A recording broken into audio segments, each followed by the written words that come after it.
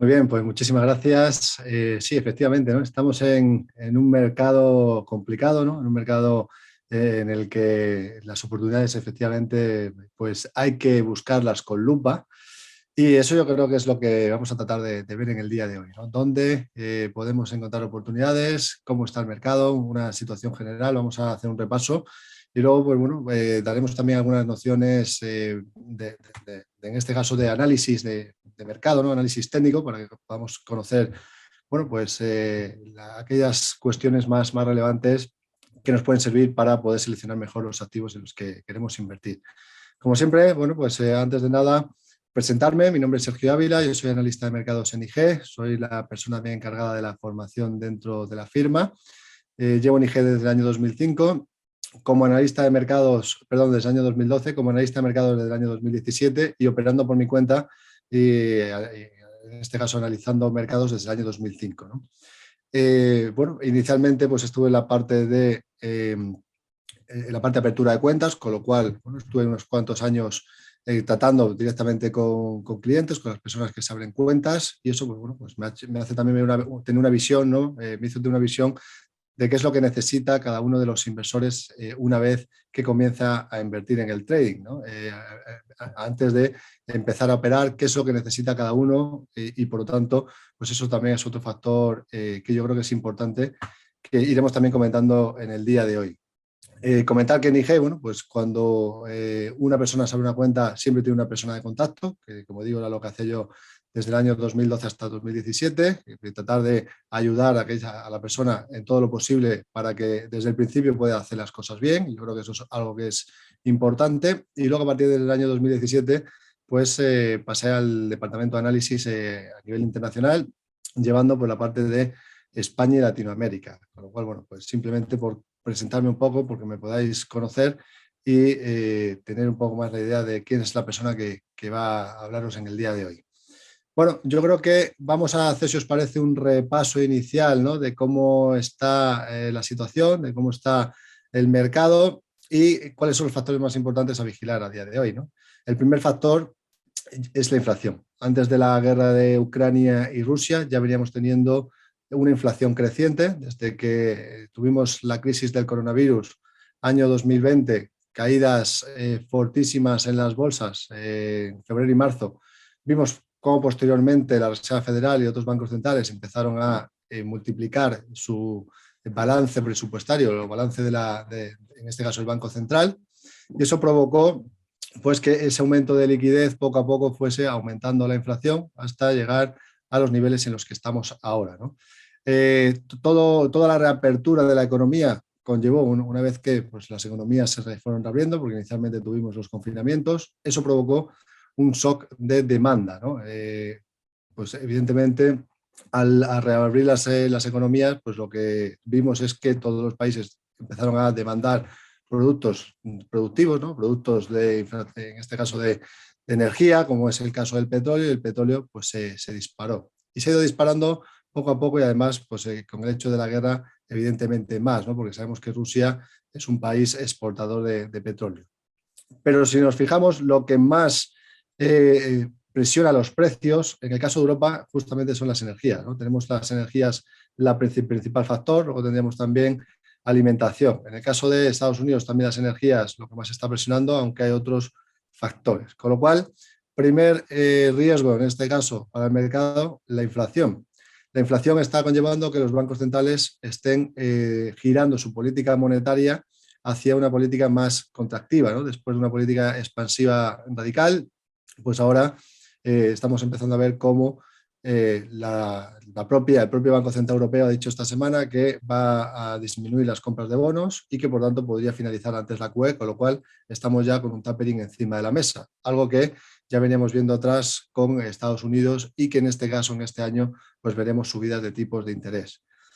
¿Qué ocurre con la inflación? Bueno, pues hemos visto que en Estados Unidos se ha situado en el 7,9%, la más alta desde 1982, y esto, pues evidentemente, es algo que hay que tener muy en cuenta. La inflación está disparada muy lejos del objetivo del 2% de los bancos centrales, que es el que tiene la Reserva Federal y el que tiene también el Banco Central Europeo.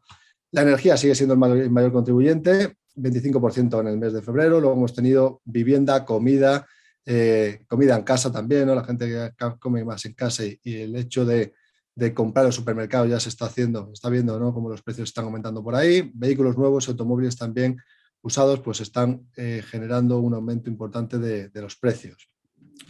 Si se excluyen las categorías volátiles, pues la inflación subiría un 6,4%, máximo de 40 años, es decir, quitando la energía y los alimentos, con lo cual no solo es la energía, sino también todo lo está subiendo ya. Esa vorágine de inflación pues está viendo alimentada, retroalimentada, y por tanto pues estamos en ese proceso en el que ya sí o sí, evidentemente los bancos centrales se tienen que mover, porque la única forma de disminuir la inflación es subiendo tipos de interés, ¿no?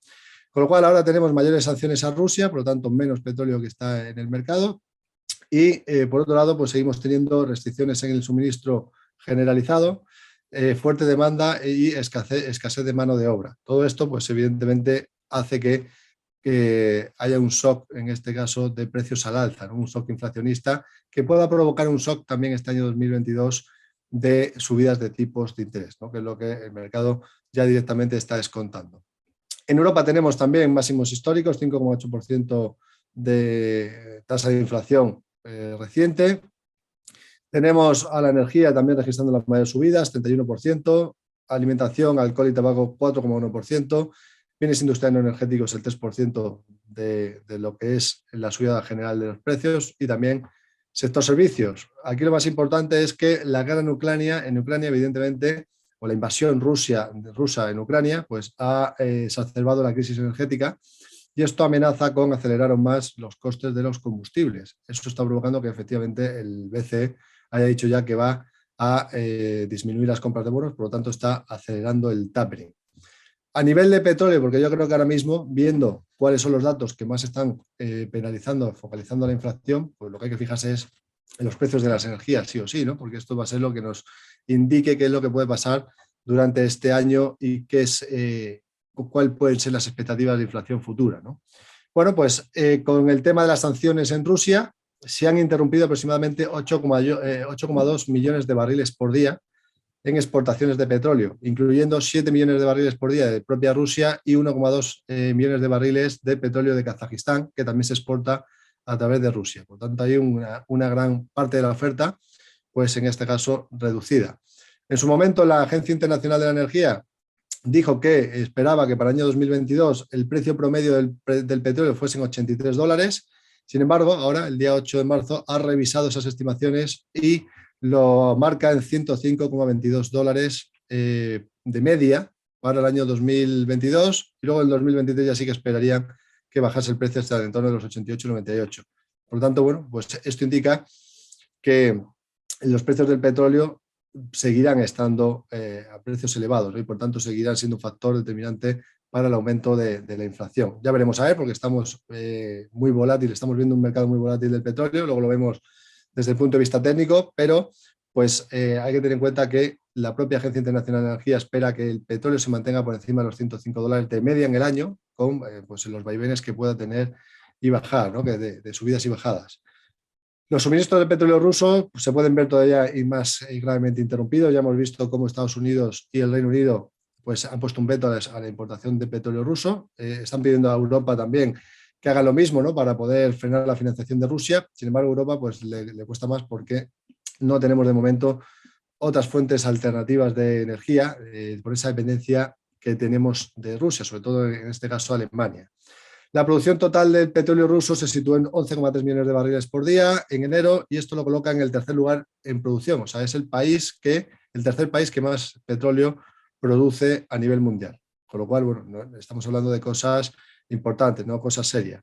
Aparte de lo que ya es la guerra, pues ya como decíamos, veníamos teniendo un fuerte aumento de la demanda mundial de petróleo debido a la reapertura después de la crisis del coronavirus. Hemos tenido algunas predicciones, ¿no? JP Morgan, por ejemplo, dice que el petróleo podría alcanzar los $185 por barril a finales de este año. Sí sigue habiendo los problemas en Rusia, en Ucrania, es decir, si sigue habiendo pues, la guerra, si sigue estando en adelante y no se llega a ningún tipo de acuerdo. Y por lo tanto, lo que están haciendo los países es tratar de buscar alternativas al petróleo ruso en otros países, ¿no?, como puede ser Venezuela, Irán y Arabia Saudí. En el caso de Irán, lo que estamos viendo es que se estaba intentando llegar a un acuerdo para hacer el pacto nuclear de 2015, para volver a ese pacto nuclear, y con ello que volviesen a introducir el petróleo iraní al mercado, que serían alrededor de entre 750.000 millones entre 750.000 barriles por día y 300.000 adicionales que ya tienen almacenados, con lo cual estaríamos hablando de alrededor de 1,05 millones de barriles por día que se añadirían al mercado.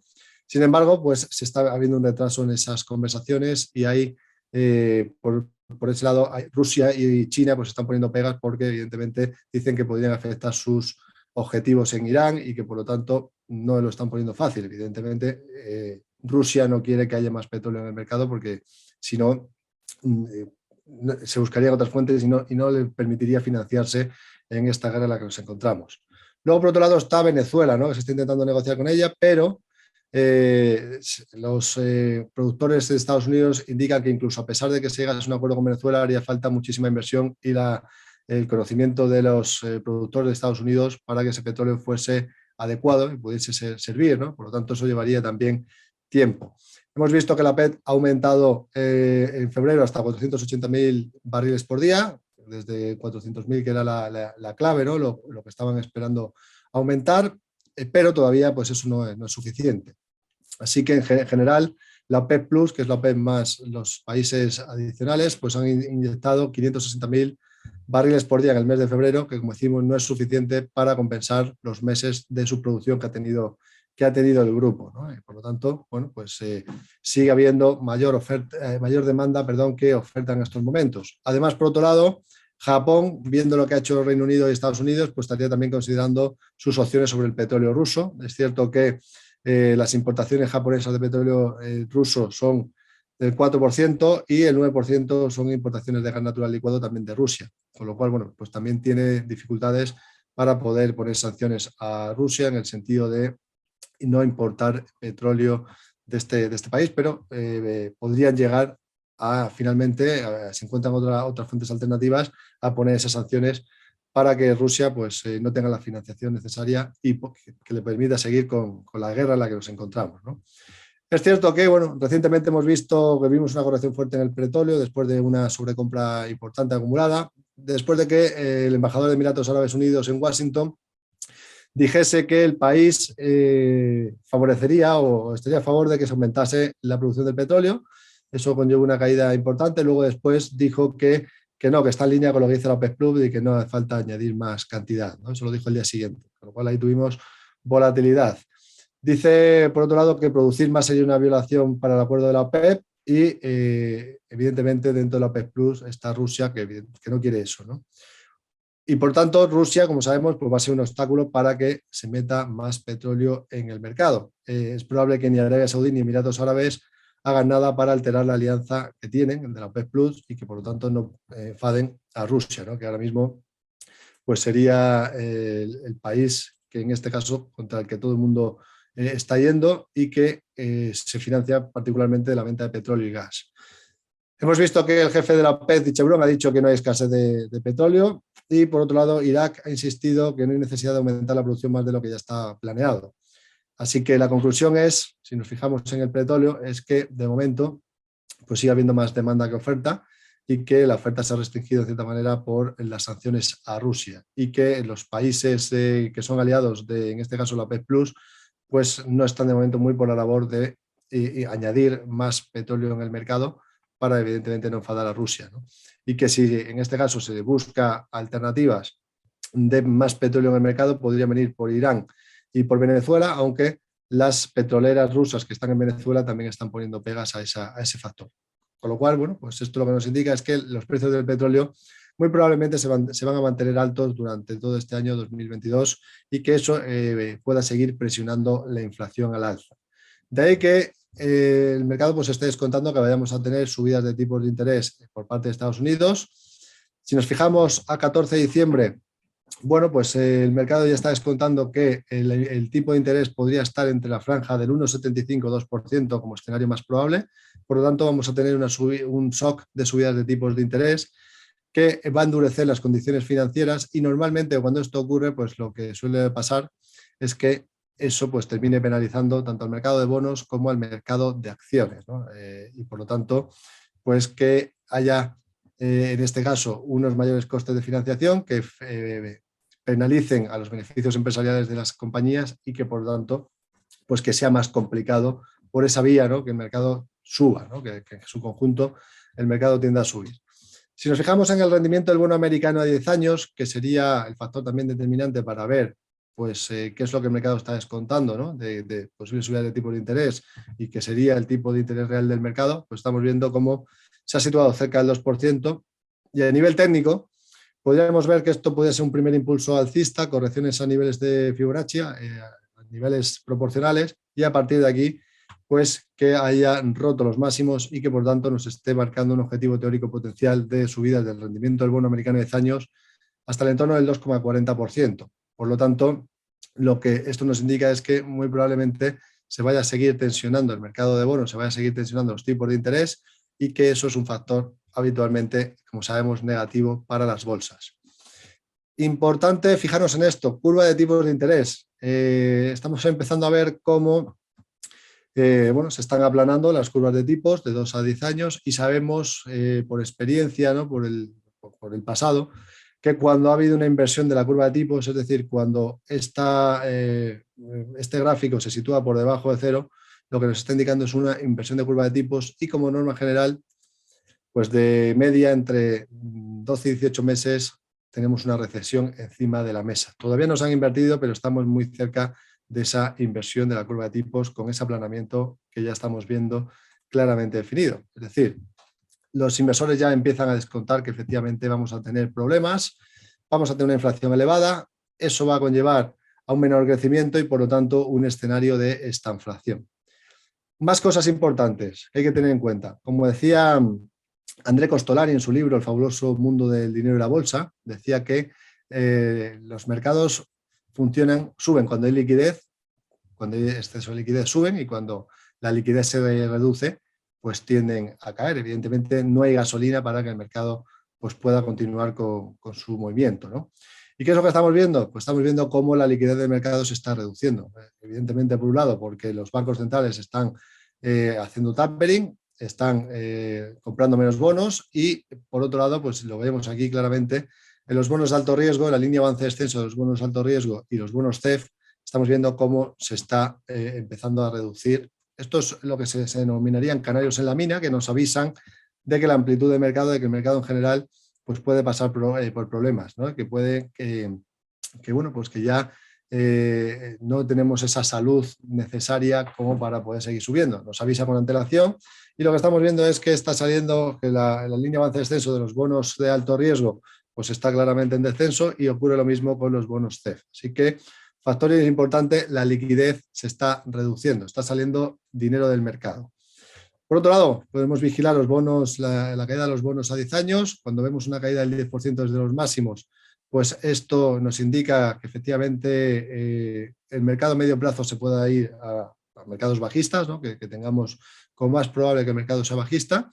Y cuando vemos también la caída de bonos de 30 años de alrededor del 20% desde máximos, pues ya tenemos los dos factores. De momento lo que hemos visto es el bono americano de 10 años, que sí que ha caído un 10% de los máximos, así que otro factor indicando que la salud del mercado se está claramente deteriorando, ¿no?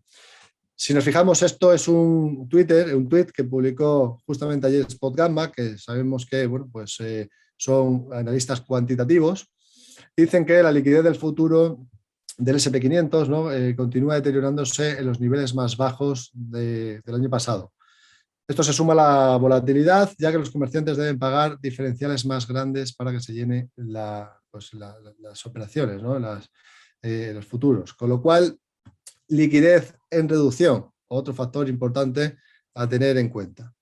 Bien, pues una vez que estamos viendo que efectivamente la liquidez se está viendo reducida, ¿no? Que el mercado ya pues, no tiene la salud que tenía antaño, bueno, pues vamos a fijarnos cómo está la amplitud de mercado. Pues vamos a echar un vistazo también. Y si nos fijamos en la línea avance-descenso, nos vemos que estamos por debajo de 20 y esto significa que la salud del mercado está claramente deteriorada. Si nos vamos al SP500, pues en el caso del SP500 nos encontramos la siguiente situación. Al final del SP500 es el índice director de las bolsas mundiales y aquí vemos que hemos empezado a tener una tendencia bajista, ¿no? Una tendencia claramente negativa en la que pues efectivamente preocupa las subidas de tipos de interés, preocupa la inflación y preocupa la guerra de Rusia y Ucrania, ¿no? La invasión. Bueno, pues técnicamente, si nos basamos simplemente en análisis técnico, hemos tenido un primer impulso bajista, corrección o rebote al 61,8%, pérdida de los mínimos anteriores, con lo cual, pues bueno, tenemos un objetivo teórico activado, bajista, hacia el entorno de los 4.000 puntos, 3.966, que yo creo que lo más probable es que finalmente lo termine por cumplir. Ya veremos a ver, como siempre, todo lo que aquí se comenta nadie debe considerarlo como ningún tipo de recomendación de compra-venta, porque no es el caso, sino simplemente mi propio análisis, y luego lo ideal es que cada uno pues valore el suyo propio. Con lo cual, ¿qué me da a entender esto? Pues que este no es el año para estar indexado, no es el año para comprar un índice y mantenerse esperando que vaya a subir, porque la tendencia ha pasado a ser negativa. Ya veremos a ver si en el futuro nos da algún cambio, pero para que volvamos a ver, yo creo, un mercado alcista, primero tenemos que ver un endurecimiento de la política monetaria, que ese endurecimiento de la política monetaria haga su efecto y luego posteriormente, cuando ya entremos en época de crisis, que volvamos a ver una QE, ¿no? Una quantitative easing, en la que otra vez los bancos centrales vuelvan a poner dinero encima de la mesa. Y probablemente a partir de ese momento será cuando ya veamos al mercado volver otra vez a arrancar. Pero bueno, simplemente por tener esa referencia. Así que unos comentarios de análisis técnico importante, que es que lo importante que es la tendencia, ¿no? Poder buscar activos, valores que estén en tendencia, ya sea tendencia alcista o tendencia bajista. Lo primero que tenemos que hacer es valorar si estamos en tendencia o si estamos en un mercado en el que no hay tendencia, estamos ante una ausencia de tendencia.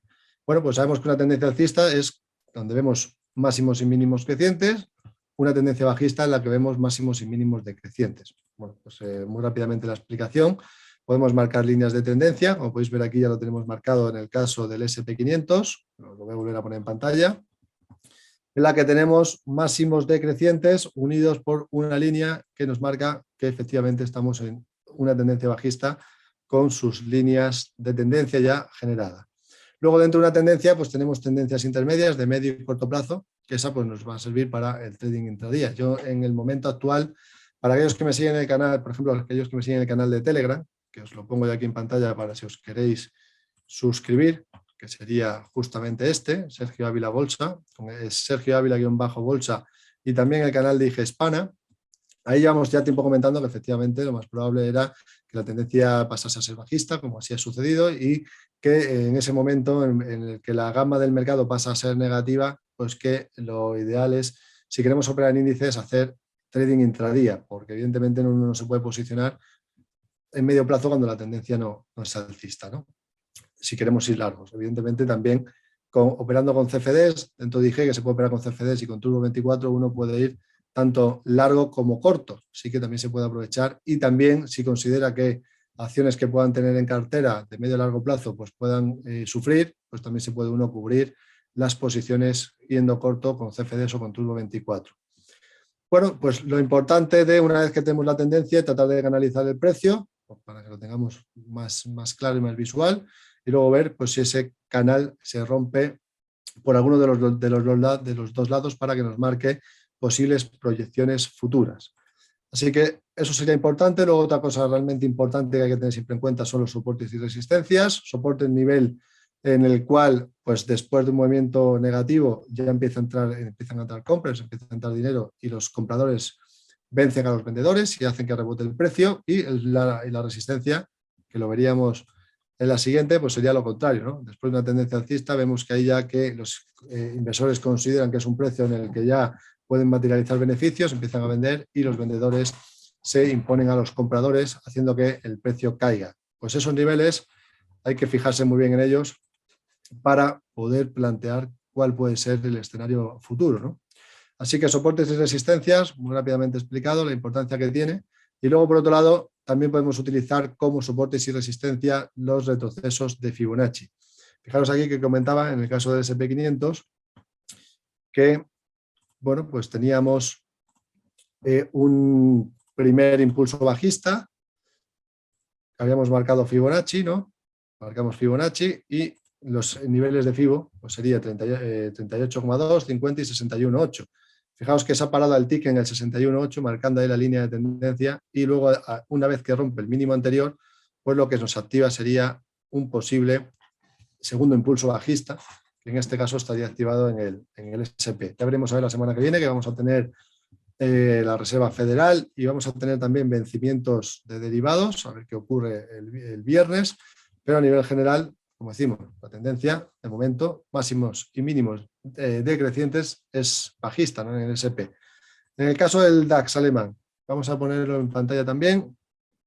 Bueno, pues en el caso del DAX alemán, pues aquí hemos comentado en su momento que estaba generando una especie de rango lateral, un rango lateral que podía ser de distribución, que si perdía los mínimos del canal, lo más probable era que se fuese a buscar pues, toda la extensión de ese canal, que estaba en el entorno de los 13.345, lo cumplió con creces y a partir de aquí, pues fijaros cómo está intentando rebotar y ahora habrá que plantearse lo mismo que decíamos antes, ¿no? Niveles de Fibonacci para ver si puede generar, esto va a ser un primer impulso bajista y luego generar un segundo, que podría ser también, ¿no? Solamente si volviese a recuperar el 61,8%, los 14.815, podríamos ser un poco más optimistas pensando que se pudiera recuperar la tendencia. Pero de momento ha llegado al 38,2, le está costando superarlo y luego en caso de superarlo pues tendríamos la zona del 50% en los 14.355 y luego después los 14.805, que sería la zona, desde mi punto de vista, clave para pensar en que finalmente se pudiera dar la vuelta al mercado, lo cual no parece que vaya a ser lo más probable viendo la situación en la que nos encontramos en estos momentos, en la que la liquidez se reduce. Otra cosa muy importante, yo creo que me gusta siempre comentar, es que muchas veces, y esto me fijo mucho por lo que hacen los inversores dentro de IG, que al final esto se puede extrapolar a cualquier inversor minorista, ¿no? Nosotros podemos ver dentro de la plataforma de IG y dentro de la página de ILFX, que es una página perteneciente al grupo IG, cuál es el posicionamiento de los clientes, de los inversores de IG pues en todos los activos, ¿no? En la mayor parte de los activos. Y podemos ver el porcentaje, ahora mismo no me lo aparece porque está el mercado cerrado, por tanto ahora no tendríamos esa referencia, pero durante la sesión regular, durante la semana, nosotros podemos ver aquí qué porcentaje de clientes de IG están alcistas y qué porcentaje están bajistas. Y yo lo que me he dado cuenta es que el inversor minorista, por norma general, lo que intenta hacer es, en la mayor parte de los casos, es buscar suelos cuando el mercado viene cayendo con fuerza o buscar techos cuando el mercado viene subiendo con fuerza, lo cual pues, es lo más difícil, ¿no? Porque hay que esperar a que el suelo se genere, sea claro y que nos dé una señal de posible cambio de tendencia antes de plantear un movimiento contrario a la tendencia, ¿no? Y esto es muy importante porque la mayor parte de los inversores tratan de coger cuchillos cayendo, lo cual es lo más complicado, es decir, saber cuándo va a ser el giro exacto en una tendencia sin esperar a que se genere un suelo, una figura de suelo, es probablemente el trading más difícil que se puede llevar a cabo y el que más veces hace que salten los stop. Por tanto, yo en este caso hago una pregunta, ¿no? Y en este caso a ver qué me comentáis, qué me podéis comentar. ¿Qué preferís? O si habéis montado un avión habitualmente, ¿qué preferís? ¿O qué es lo que más os gusta cuando montáis en avión? ¿Una vez que ya estáis en el aire o cuando tenéis más miedo? ¿Cuando estáis despegando o cuando ya estáis en el aire, ¿no? Porque normalmente el despegue y el aterrizaje suelen ser los momentos de máxima tensión cuando uno monta en un avión.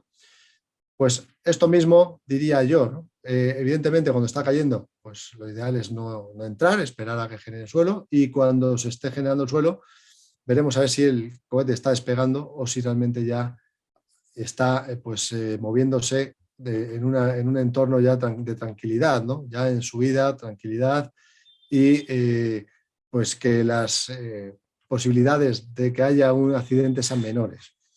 Esto lo digo porque normalmente en vez de buscar tendencias y coger una tendencia o buscar un movimiento en el que algo está subiendo y tratar de meterse pues, en esa tendencia ya alcista, lo que suelen tratar de hacer los inversores es pues, justamente lo contrario, ¿no? Y es lo que, como digo, mayor probabilidad de que salten stop hay.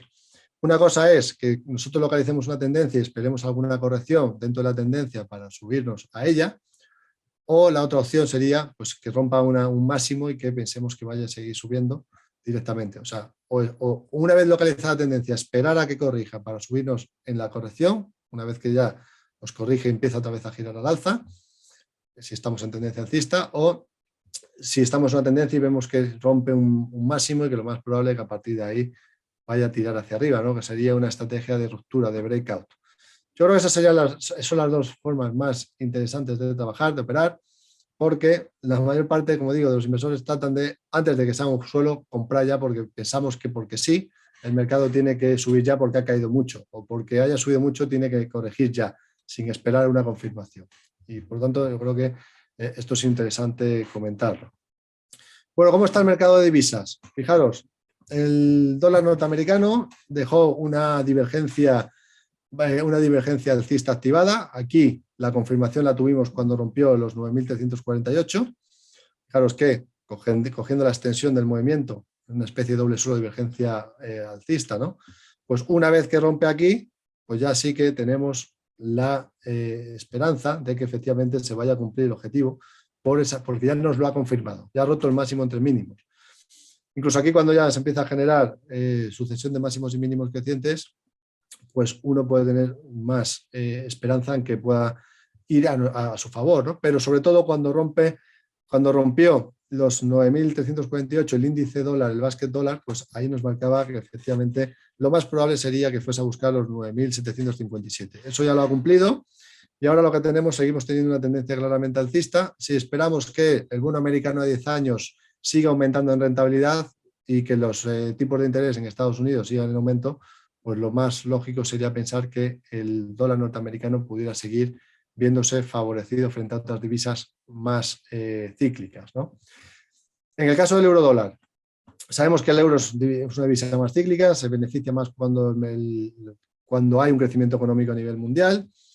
Esta semana, bueno, pues hemos visto cómo Christine Lagarde ha dicho que reducir el tamaño de compras de bonos no es endurecer la política monetaria, sino solo una normalización. Esto me hace bastante gracia porque decir que endurecer la política monetaria y endurecerla y decir que no es endurecerla, pues me hace gracia, ¿no? Porque evidentemente lo que sí que está haciendo es endureciéndola, pero a un ritmo más lento que en este caso de Estados Unidos, que es la Reserva Federal.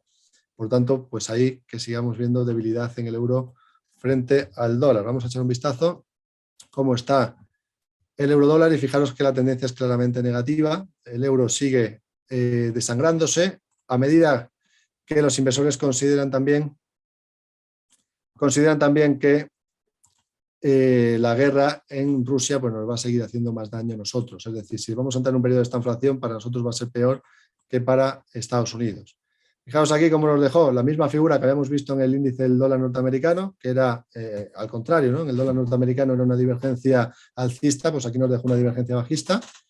Objetivo teórico cumplido, lo tocó aquí el 27 de enero, luego se mantuvo en un rango lateral también durante unos días con bastante volatilidad, doble techo, y aquí, bueno, pues el doble techo también marcaba un objetivo teórico de caída hacia la zona de los 1,0774, que todavía no ha cumplido, por lo tanto, el escenario más probable sería pensar que pudiera irse ahí, y que serían los mínimos de mayo de 2020, con lo cual, pues el euro desangrándose a medida que la guerra sigue teniendo su curso y a medida que la inflación sigue siendo elevada y que dependemos de Rusia en cuanto a energías en Europa y que por tanto eso vaya a hacer que el aumento de los costes productivos, el aumento del diésel, el aumento de la alimentación, pues que vaya a hacer que el poder adquisitivo se nos reduzca, que tengamos menos poder adquisitivo, que consumamos menos y que por lo tanto eso frene el crecimiento económico y finalmente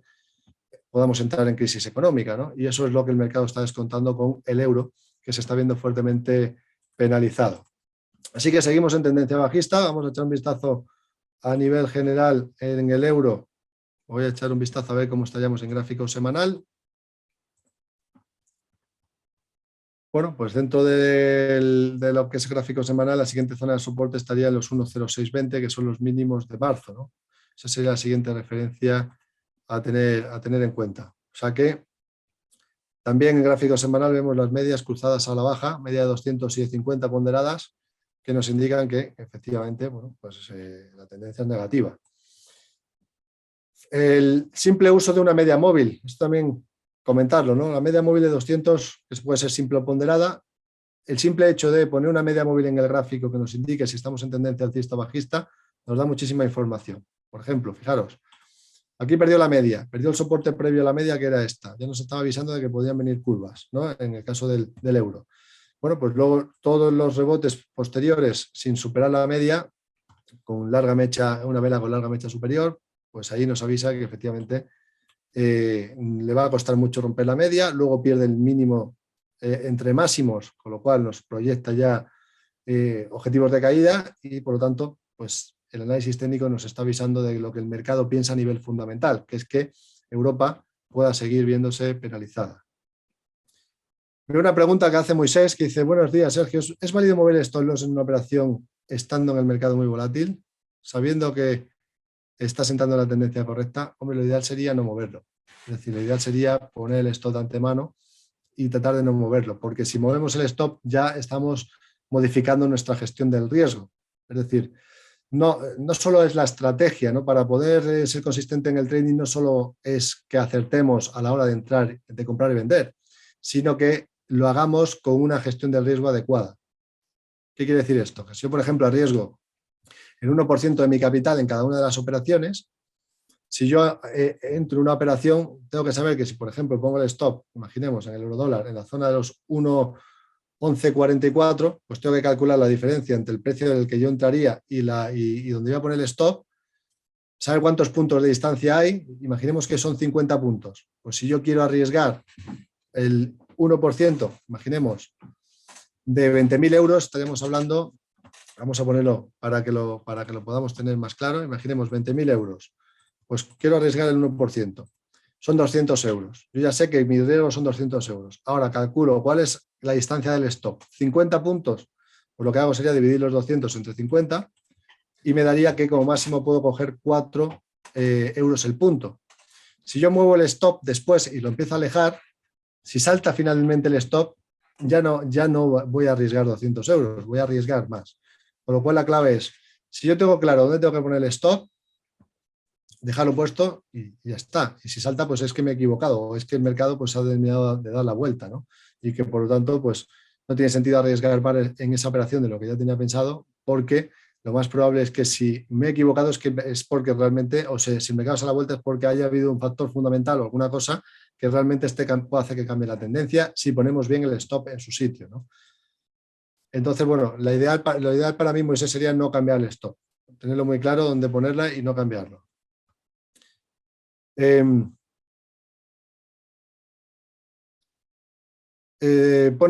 Dice, si nos dicen que hay grandes descuentos en la anterior exposición para entrar y tú nos dices que el mercado va a ser bajista, ¿cómo se entiende? Bueno, ahora comentaremos también que hay sectores que no son bajistas. Evidentemente hay que tener en cuenta sectores que pueden... Hay compañías que pueden estar a nivel fundamental baratas, pero no quiere decir que tengan por qué subir, es decir, que pueden seguir subiendo más y pueden estar más baratas a futuro. Ahora lo comentaremos también. ¿De acuerdo? Cada una además tiene su propio análisis y evidentemente pues lo importante aquí es que todo lo que estamos comentando, todos los analistas que estamos aquí, es que cada uno se haga su propia idea, su propia estrategia y que al final pues que coja lo que crea que en este caso puede ser más interesante, ¿no? Bien, en cuanto a la libra, muy rápidamente, la libra contra el dólar, bueno, hemos visto que se ha depreciado hacia el entorno de los 1,30 dólares recientemente, nivel más bajo desde el año 2020, 3 semanas consecutivas de caída lleva ya, y preocupaciones sobre el crecimiento económico mundial y la inflación debido al conflicto de Ucrania, pues compensan con creces las perspectivas de mayores tipos de interés en el Reino Unido. Sabemos que es una divisa también más cíclica, como es la de Europa, y por tanto, cuando hay riesgos, y el mercado, los inversores buscan refugio, no se van ni al euro ni a la libra, ¿no? Se van, por ejemplo, al franco suizo, que está respaldada por oro, se van al dólar, se van al yen en cierta manera y, bueno, también es cierto que en el corto plazo se pueden ir al dólar australiano o al dólar neozelandés, que son países netamente exportadores de materias primas. Como lo que se espera es que las materias primas sigan estando a niveles elevados, pues la economía australiana puede hacerlo mejor y la neozelandesa puede hacerlo mejor que otras economías. De ahí que pues, el dólar australiano se haya visto fortalecido recientemente. Se espera que el Banco Central de Inglaterra aumente las tasas otros 25 puntos básicos cuando se reúna el próximo jueves, la semana que viene, y los mercados monetarios valoran un total de 153 puntos básicos de aumento por parte del Banco de Inglaterra para final de año. O sea, estaremos hablando de un 1,5% de subida de tipos de interés adicionales. Si ahora mismo tenemos al tipo en el 0,5%, que se pudiera ir al 2% el tipo de interés de Reino Unido. La inflación está en el 5,5%, con lo cual sí o sí una inflación tan elevada pues hace que los inversores pues estén anticipando que va a haber subidas del tipo de interés porque no queda otra a los bancos centrales para poder manejar la inflación. Bien, dólar australiano, divisa aquí sí que es cíclica normalmente, no es refugio, pero es muy ligada a las materias primas. De ahí que, pues bueno, vamos a ver la libra contra el dólar, GBP USD. Fijaros cómo la libra está cayendo contra el dólar, por lo mismo, ¿no? Divisa más cíclica, pues tendencia bajista. Primer nivel de soporte, pues lo tenemos justamente los mínimos de esta zona, diciembre de 2020, y de perder esos niveles, pues tendríamos soportes en los 1,2850 y luego los 1,2680. Resistencia a los máximos de esta semana, 1,3194 y luego pues tenemos 1,3430 y 1,3647, pero dentro de una tendencia negativa. Dólar australiano contra el dólar norteamericano. Bueno, pues echamos un vistazo rápidamente también. Aquí parece que estaría generando una especie de doble suelo. Fijaros que ha dejado un doble suelo aquí en el soporte de los 0,6999. Ha roto el máximo entre mínimos. Aquí ahora mismo está intentando corregir. Suele ser habitual, ¿no? Que cuando se rompe un máximo, pues que haya alguna corrección. Mientras no pierda los soportes, las medias de largo plazo, la de 200 y la de 50, si volviésemos a ver giros positivos, indicadores técnicos, sin que se pierda el nivel anterior, pues lo más normal sería pensar que el dólar australiano, a medida que las materias primas se sigan viendo fortalecidas, pues que pudiera seguir fortaleciéndose la propia divisa de Australia, ¿no? Esto, teóricamente, si esto es un doble suelo, el doble suelo estaría activado el objetivo hacia la zona de los 0,7638 y eso se mantendría vigente mientras no pierda el mínimo anterior en los 0,6990, con lo cual el escenario más probable sería pensar que el dólar australiano se siga viendo fortalecido a medida que las materias primas pues, lo siguen haciendo, ¿no? La inflación es menor, aunque también en este caso podrían verse pues, aumentos de tipos de interés en el futuro en Australia, ¿no? Porque sigue habiendo ese riesgo de que la inflación vaya en aumento a medida que aumentan los costes productivos.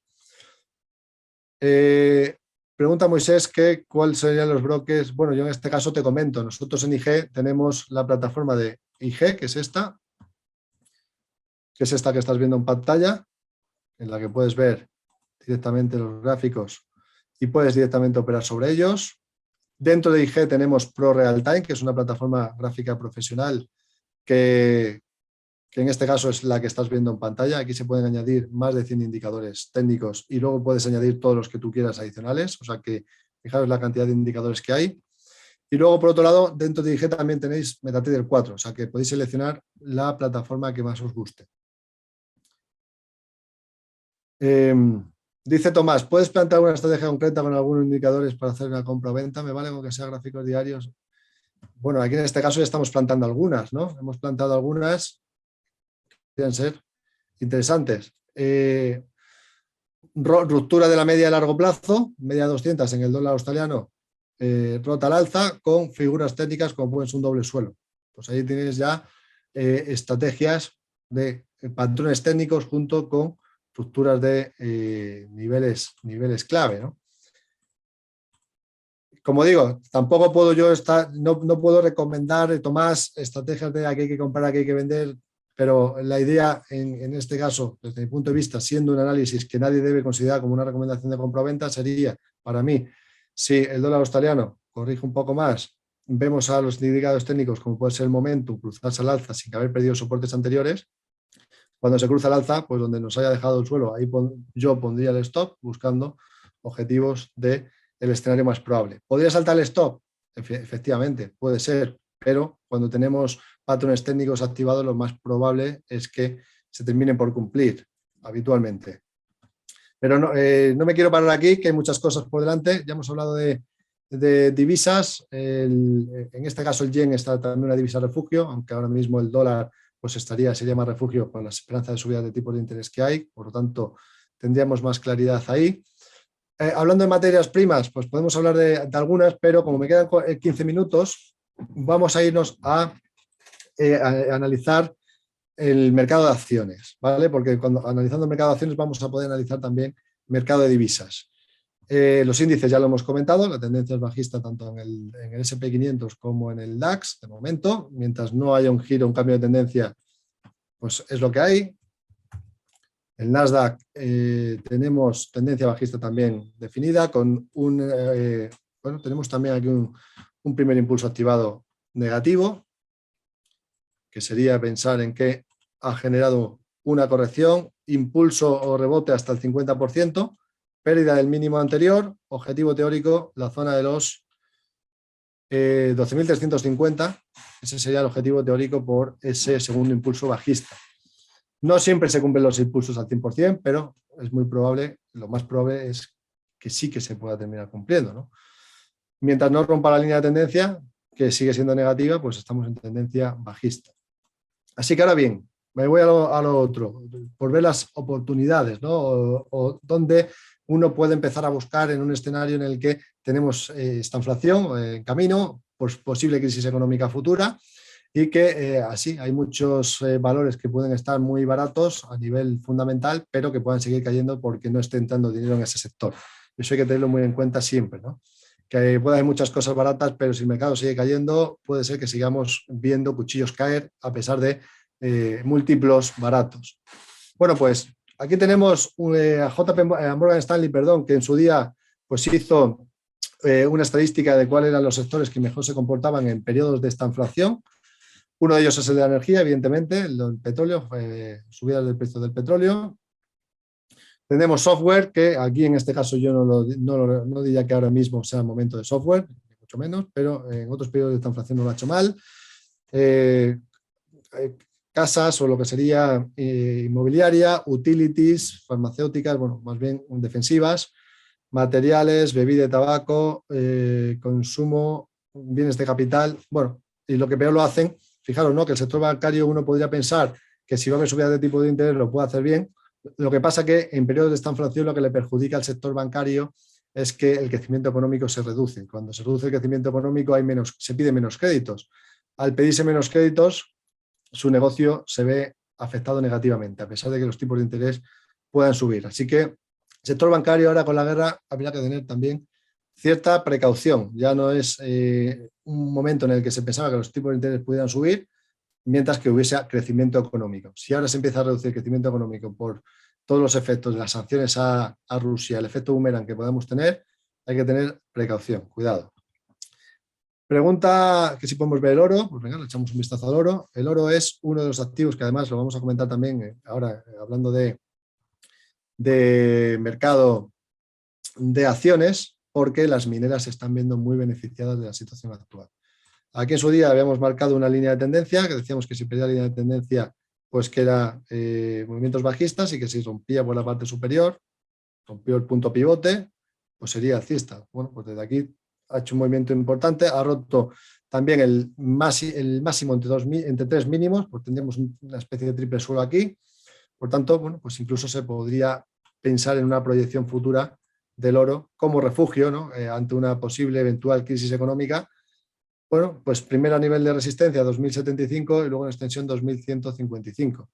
Si nos vamos a largo plazo, bueno, es importante tener en cuenta que aquí le está costando romper la primera resistencia, esos 2075, pero si finalmente lo terminase por romper, incluso podríamos tener un segundo impulso alcista de medio a largo plazo realmente importante, ¿no? Fijaros, correcciones a niveles entre el 38 y el 50%.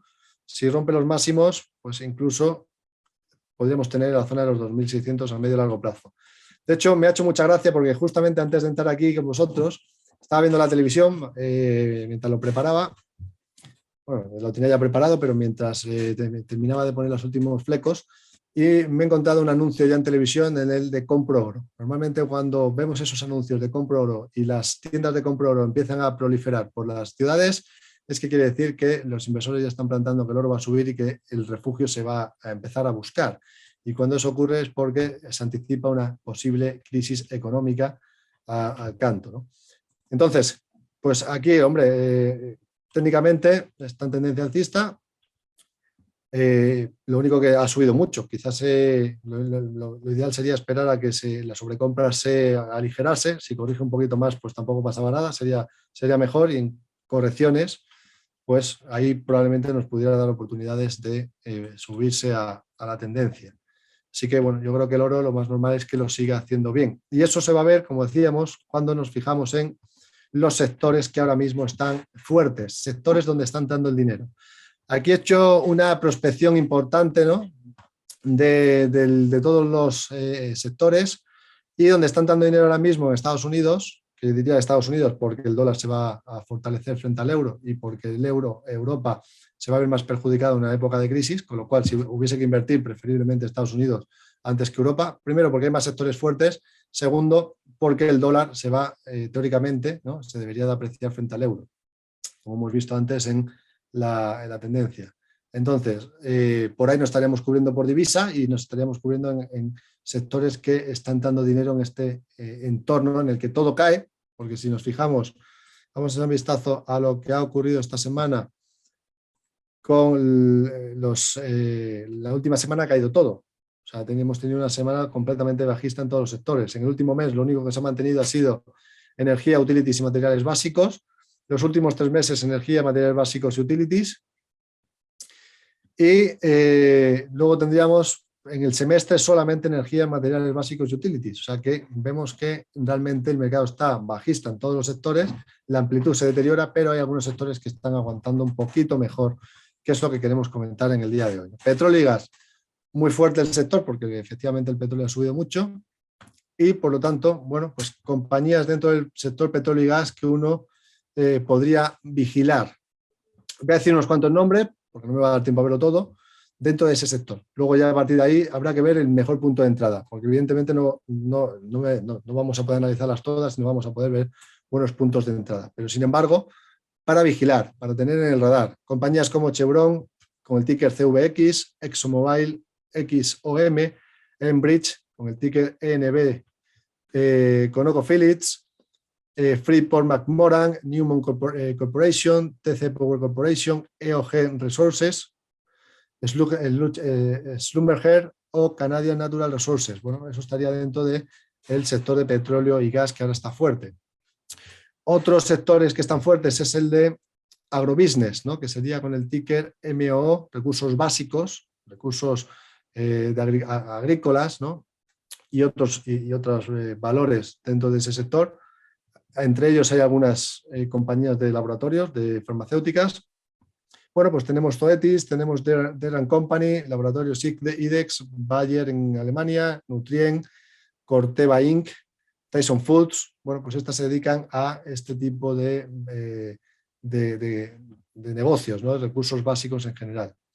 Metales y minería. Aquí tenemos algunas ETFs, como puede ser el COEPX, que es del cobre, SLX de acero y GLDX del oro. Vemos que si están dando dinero en las compañías de estos sectores es porque el mercado realmente considera que esas compañías van a tener mayores beneficios. Y si piensan que van a tener mayores beneficios es porque piensan realmente que las materias primas van a seguir estando en niveles elevados, ¿no?, niveles altos. Y de ahí, pues bueno, metales y energías, compañías como MP Material Corporation, Alcoa, Century Aluminum, Trading Metals, Steel Dynamics, Newmont Corporation, Cleveland Cliff, bueno, algunas que se pueden vigilar. No quiere decir que haya que entrar ahora mismo en ninguna de ellas, ni mucho menos, pero sí vigilar para si encontráis algún buen punto de entrada. Otro sector, por ejemplo, que lo está haciendo bien, el de mineras. Mineras son muy cíclicas, hay que tener mucho cuidado porque cuando se acabe el ciclo, pues la volatilidad que tienen es muy grande, pero mientras que se mantenga y que estén dando dinero ahí, pues tenemos compañías como Barrick Gold, Franco Nevada, Newcrest Mining, Northern Star Resources, Gold Files y por tanto, bueno, para vigilar estos valores, ¿no? O valores de esos sectores. Más cosas, por ejemplo, bueno, pues compañías de oro, pues tenemos dentro del sector que lo está haciendo bien. No quiere decir que todas estas compañías lo vayan a hacer bien, sino que el sector en su conjunto lo está haciendo bien ahora, están dando dinero ahí y por lo tanto, pues preferible buscar sectores fuertes en tendencia y tratar de buscar valores que puedan estar dentro de esas compañías. Por decir, todos estos tickers que veis aquí son ETFs. Todos estos ETFs se pueden operar con CFDs a través de IG con apalancamiento. Con lo cual, si queréis buscar ya directamente una cesta de acciones sin complicarse uno la vida buscando una acción en concreto, pues podemos vamos a buscar, por ejemplo, XME, el SP Metal Mining.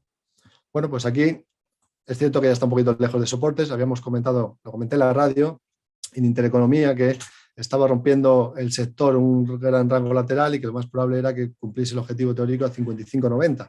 Esto ya lo ha cumplido, pero la tendencia sigue siendo alcista. Ahora, quizás ahora pues ya no es el mejor punto de entrada porque está lejos de zonas de soportes.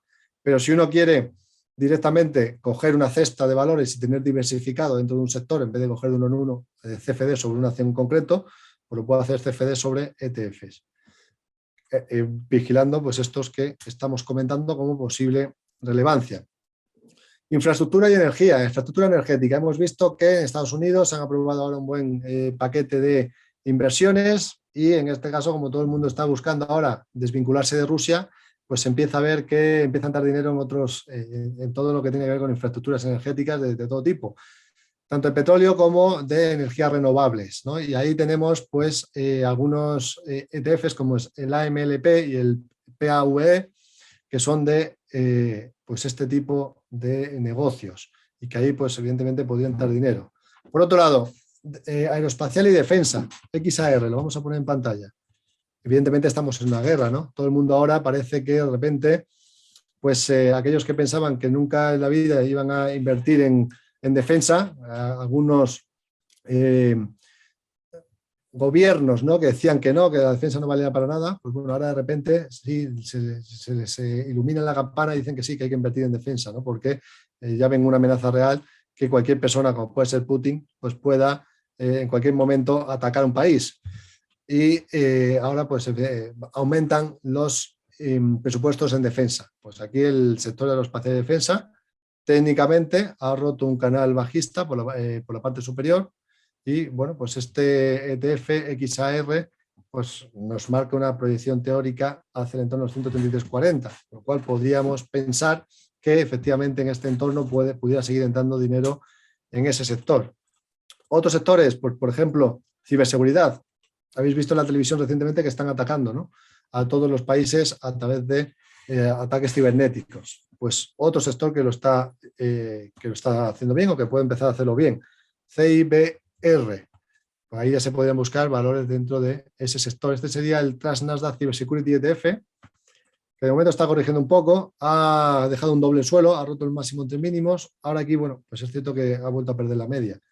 Lo que habría que esperar es si vuelve a recuperar la zona de la media y ahí nos podría proyectar, en caso de recuperar la media, pues un objetivo hacia los 55,10. El soporte clave está a los 44,02, por lo tanto, ahí tenerlo en cuenta. Pregunta Moisés, ¿recomiendas comprar oro físico en una plataforma? Yo te diría que lo hagas por una plataforma ahora porque, por la sencilla razón de que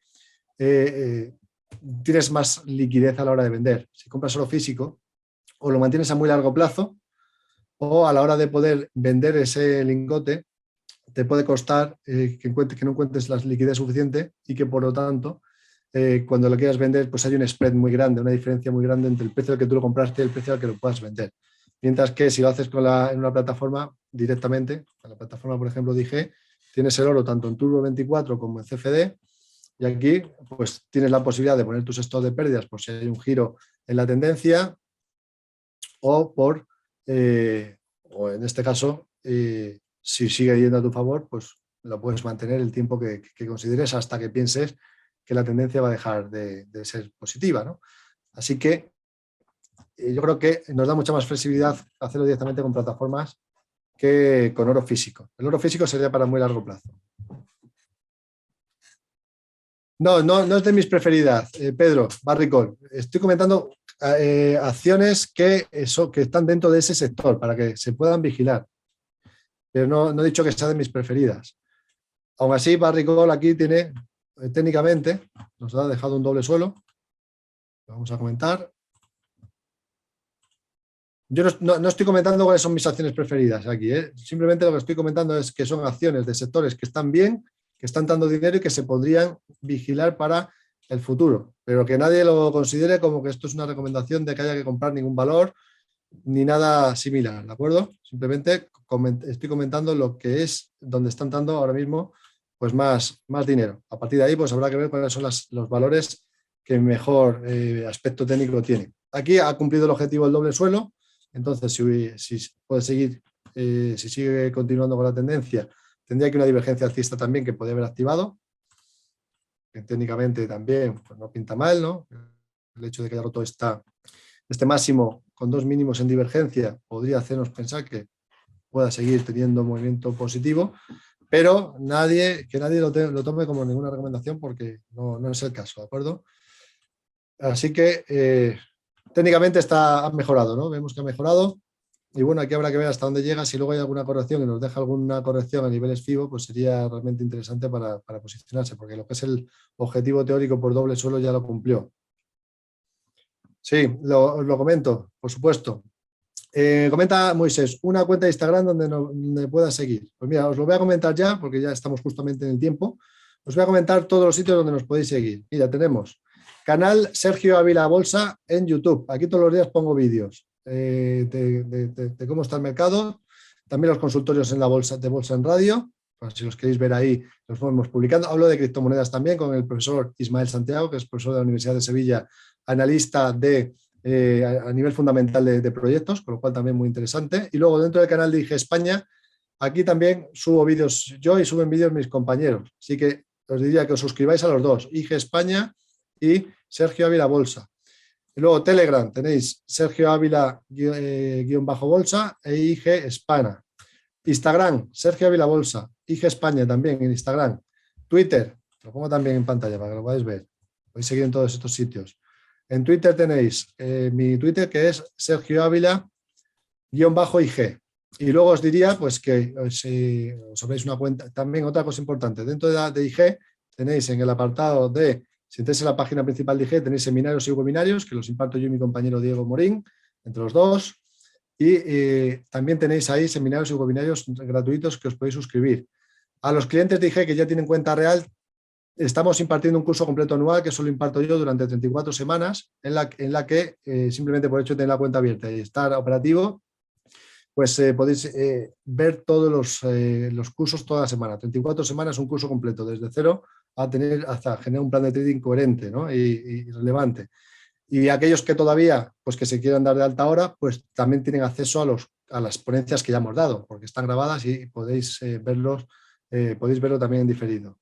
Así que nada, si queréis abrir alguna cuenta demo también, desde aquí, desde el apartado del buscador, ponéis demo y os podéis abrir una cuenta demo desde ahí. Y luego, bueno, pues estamos en Paseo de la Castellana número 13, IG España, broker, pues multiproducto a nivel internacional. Y esto sería, las comisiones en IG, pues mira, si te metes directamente somos los más baratos del mercado, aparte es el broker más grande de CFDs de Europa.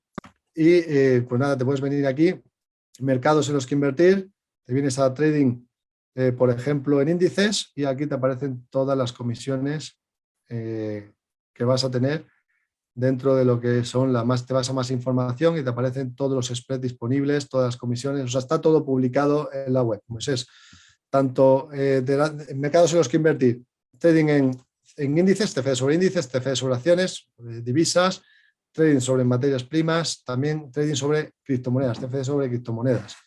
Así que de todas formas, cualquier duda que tengáis, os dejamos el teléfono, es el 91 787 6181, teléfono para apertura de cuentas y teléfono comercial, y ahí cualquier duda que tengáis, llamáis, preguntáis y lo resolvemos, los compañeros os lo resuelven todas las dudas que tengáis desde el primer momento. Dice Moisés, ¿con IG puedo operar el mercado americano? Yo vivo en Estados Unidos. Se puede operar en el mercado americano, pero viviendo en Estados Unidos no te sabría decir. Lo que te diría es eso, que llames por teléfono al más 34 91 78 761 61 y que te digan los compañeros cómo lo puedes hacer. Y nada, yo creo que con esto he hecho un repaso general. Evidentemente me hubiese dado para analizarlo todo, me tengo que tirar mínimo 3 horas, pero bueno, en una hora creo que hemos resumido lo más importante y espero que os haya servido, que hayáis tenido algunas ideas para analizar el mercado de aquí en adelante. Y cualquier cosa, cualquier duda, pues estamos a través de todas las redes sociales y a través de la página de IG. Así que muchísimas gracias, ha sido un placer.